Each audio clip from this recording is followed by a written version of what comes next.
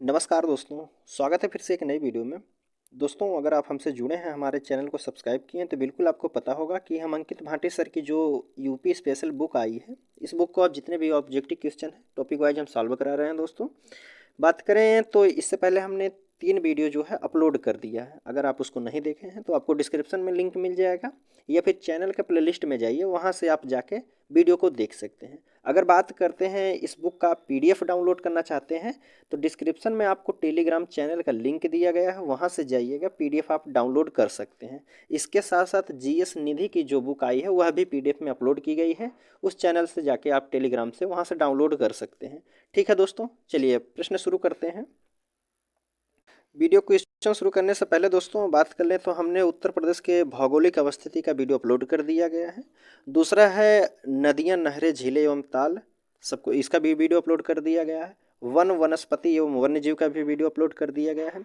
आज का जो हमारा टॉपिक रहेगा, चौथा टॉपिक है खनिज संसाधन। उत्तर प्रदेश में कौन सा खनिज कहाँ पाया जाता है, इसका वीडियो हम देखेंगे। ठीक है दोस्तों, तो चलिए हम प्रश्न शुरू करते हैं। तो चलिए दोस्तों, आज का पहला प्रश्न है आपके सामने। इसमें पूछा जा रहा है कि उत्तर प्रदेश में वह कौन सा एकमात्र क्षेत्र है जहां पर तांबा पाया जाता है। उत्तर प्रदेश में तांबा कहां पर पाया जाता है, ये हमसे पूछा गया है। ऑप्शन ए में कह रहा है बांदा, बी ऑप्शन में Mirzapur, C option Lalitpur, D option है बुलंदशहर। तो उत्तर प्रदेश में जो तांबा पाया जाता है दोस्तों, यह आपके ललितपुर में पाया जाता है। ऑप्शन सी वाला यहाँ बिल्कुल सही होगा, ललितपुर में। ठीक है, चलिए अब दूसरा प्रश्न है आपके सामने। पूछा गया है कि उत्तर प्रदेश में कोयले के भंडार पाए जाते हैं। कोयले के भंडार कहाँ पाए जाते हैं दोस्तों, बताइए अब। तो कोयले के भंडार की जब भी बात किया जाए तो यह आपका सिंगरौली का जो क्षेत्र है दोस्तों, यहाँ कोयला पाया जाता है। ठीक है, तो ऑप्शन बी का जो दूसरे के क्वेश्चन का जो होगा, ऑप्शन सी वाला यहाँ बिल्कुल सही होता है। ठीक है, चलिए तीसरा प्रश्न है आपके सामने। पूछा जा रहा है उत्तर प्रदेश का कौन सा शहर सिलिका रेत के लिए प्रसिद्ध है। सिलिका रेत पूछा जा रहा है, सिलिका रेत के लिए कौन सा क्षेत्र जो है प्रसिद्ध है। नैनी है, मिर्जापुर है, बांदा या फिर ललितपुर। तो उत्तर प्रदेश में जो सिलिका रेत पाया जाता है दोस्तों, सिलिका रेत की बात की जा रही, तो सिलिका रेत आपका कहाँ पाया जाता है, नैनी में। ठीक है, कहाँ, नैनी में, इलाहाबाद के नैनी। ठीक है, चलिए अगले प्रश्न की बात कर लेते हैं। कह रहा है सिलिका बालू खनिज का उत्पादन किस जिले में होता है। जिला की बात कर दी गई, तो अभी हमने बता दिया है कि नैनी जो है इलाहाबाद में पड़ता है, तो आपका कौन सा ऑप्शन होगा, सी वाला यहाँ बिल्कुल सही होगा। चलिए अगला प्रश्न है कि उत्तर प्रदेश में तांबा अयस्क निम्नलिखित में से किस क्षेत्र से प्राप्त होता है।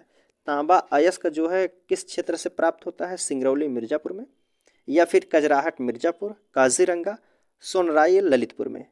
तो अभी हमने ऊपर वाले प्रश्न में बताया था कहाँ से होगा, कि तांबा अयस्क जो है सोनराई ललितपुर में।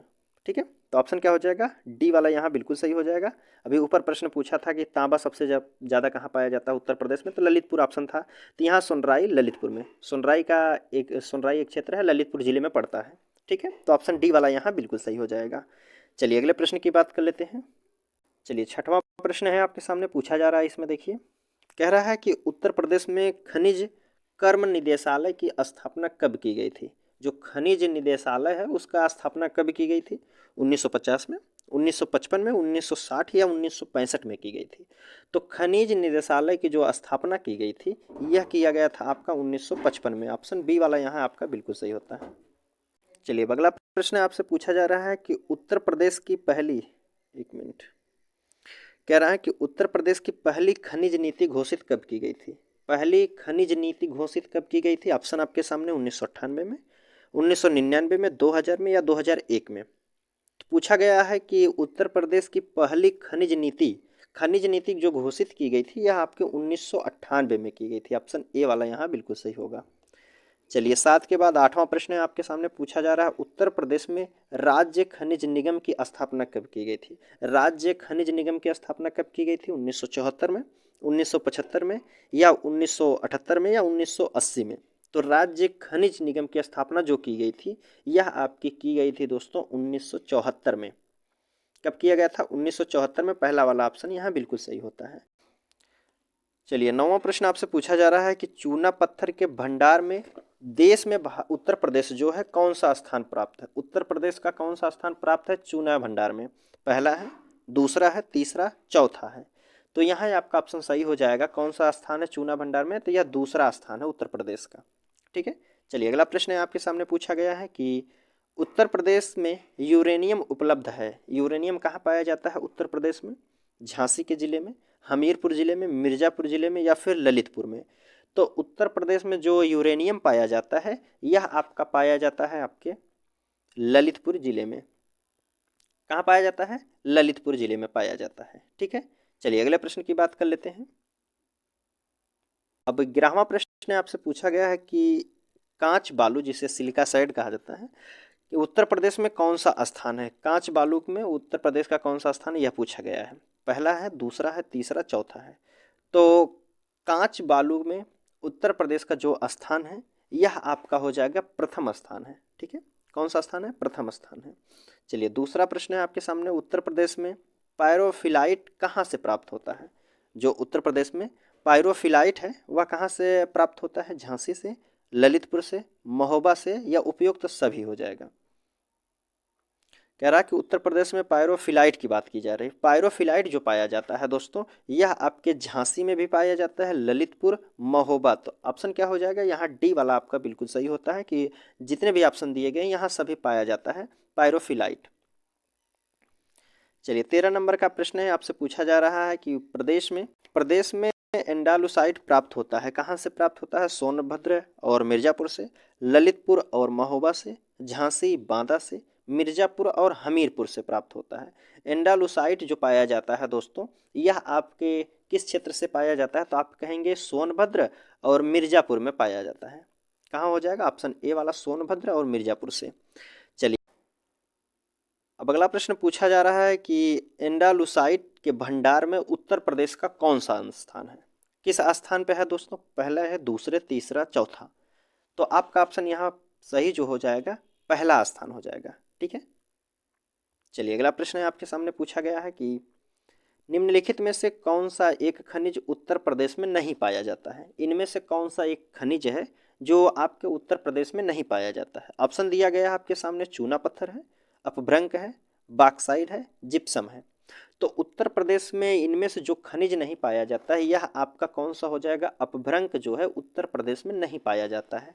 ठीक है, चलिए अगला प्रश्न आपके सामने पूछा गया है, इसमें पूछा जा रहा है आपके सामने है कि उत्तर प्रदेश में पाया जाने वाला प्रमुख खनिज कौन सा है? उत्तर प्रदेश में सबसे ज़्यादा खनिज पाया जाने वाला कौन सा है दोस्तों?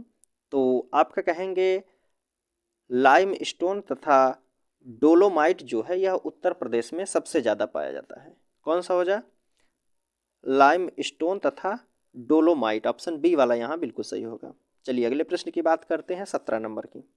अब 17 नंबर के प्रश्न में पूछा गया है कि उत्तर प्रदेश की खनिज नीति के तहत कितने जिलों को खनिज बहुत क्षेत्र से घोषित किया गया है?